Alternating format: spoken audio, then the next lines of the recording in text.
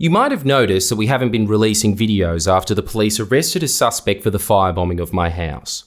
While we're very grateful for their persistence throughout this ordeal, we felt it would be prudent to see what the response would be from certain individuals. Their response has been one of rather perplexing confidence. Buoyed by the lack of further arrests, they have decided to be much more blunt with their requests, threatening anyone they believe had handed over information to assist with the creation of the video Coronation. This video detailed links former Deputy Premier John Barilaro had with development company Coronation Property. The video encompassed more than Coronation Property associates. It included an array of spirited characters, many of whom were enraged with its release. Police have made it very clear that many of the prime suspects in the firebombing are in that video. Now, over a year later, these figures are once again venting, threatening dire consequences if the video isn't taken down. Given these people's colourful history, we don't consider these to be idle threats. Naturally, we contacted the appropriate authorities, but it appears these men have engulfed the state in a state of fear.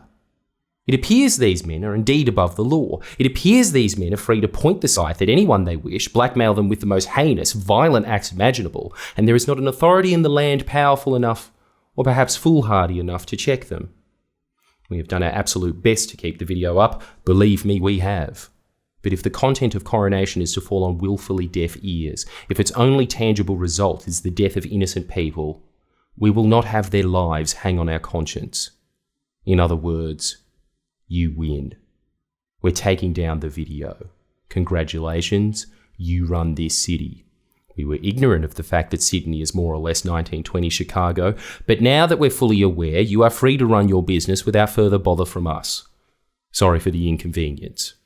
The real shame in all of this, of course, is that it would have made a great story for self-proclaimed home of Australian investigative journalism Four Corners that touts that it exists to serve the public interest.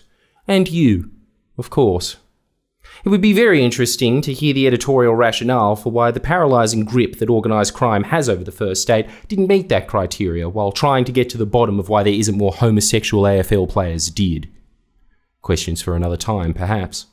The question for now, though, is how did these men accumulate so much power that they have incapacitated any of the so-called estates from acting on matters that question its own ascendancy? This is not thugs killing other thugs for territory. This is unlawful punishment for reporting on the erosion of state authority. You would think that that would interest the state for self-preservation purposes, if nothing else, and yet it doesn't. As such, if the policy is to let sleeping dogs lie, so be it. We can live with that. In fact, we have no choice. We've learned that there is a currency that is far more dependable than the dollar, and that's terror.